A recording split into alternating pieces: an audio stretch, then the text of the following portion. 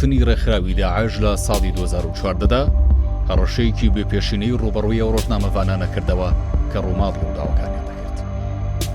تەنانەت لە دوای ڕاگەیاندنی شکستێنانی ڕێکخراوی داعشش هێشتا ژمارەیەک ڕۆژنامەوان لە سووریا و عێراق بێسەر و شوێن. فەرهاد حەمۆ ڕووداون قامشلوم هات حەمۆ ڕۆژنامەوانێکی فریلانس بوو، کاری بۆ تۆڕی میدیای ڕووداو دەکرد.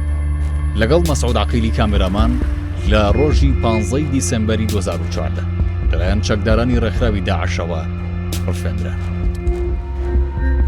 ڕووداوەکە لەسەر ڕێگەینەوان قامیشلو و ئەلیاڕوبیە ڕوویدا. هەردووکیان لە ڕێگادا بوون بۆ تەلعەلۆ، شارۆچکەیەک لە باکووری سووریا، بۆ ئەنجامدانی هەفەیبینێک لەگەڵ سەرکردەیەکی سیاسی.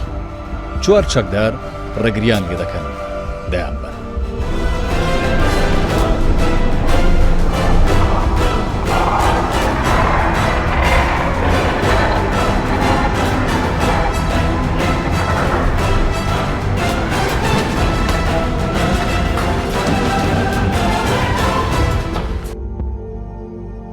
مەسعود عەقیل دواتر لە سپتەمبەری 2015دا ئازاد کرا. چەکدارانی ڕێکخراوی داعش لە ڕۆژی 12 حوزەیرانی 2014 کامەران نەجم کە ڕۆژنامەوانێکی فۆتۆگرافەر بوو لە مەلا عەبدوڵڵای نزیک کەرکووک دەستگیر دەکەن. کامەران ڕووماڵی شەڕیێزەکانی پێشمەرگە و چەکدارانی ڕێکخراوی داعشی دەکرد لە نزیک کەرکووک.